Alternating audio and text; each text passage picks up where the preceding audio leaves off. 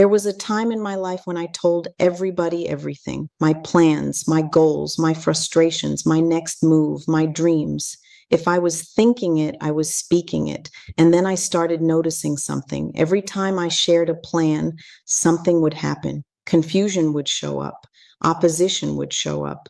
Discouragement would show up. Delays would show up. So I prayed and asked God, why does this keep happening? And what I learned changed everything. The problem wasn't always the people around me.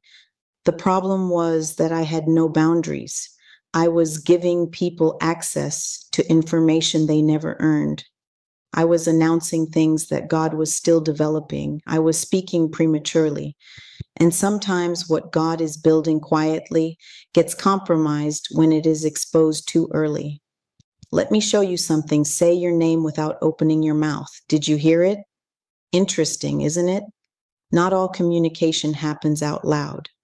Psalm 139 says that God knows our thoughts from afar. Before a word is on our tongue, He already knows it. Now try this.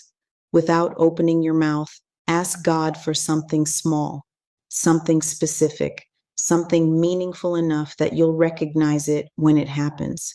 Then pay attention. Watch what happens. Watch how He answers. Watch how He confirms. Watch how He moves. And when He does, don't dismiss it as coincidence.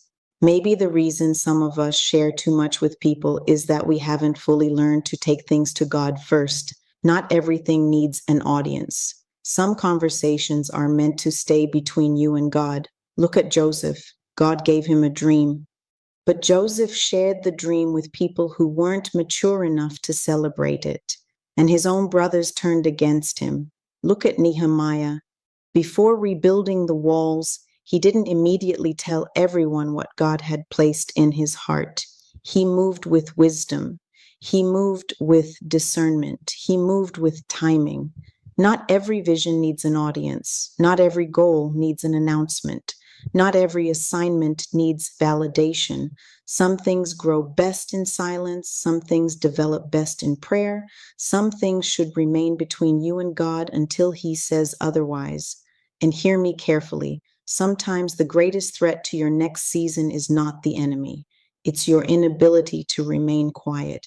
Stop announcing every move. Stop explaining every strategy. Stop seeking approval before obedience.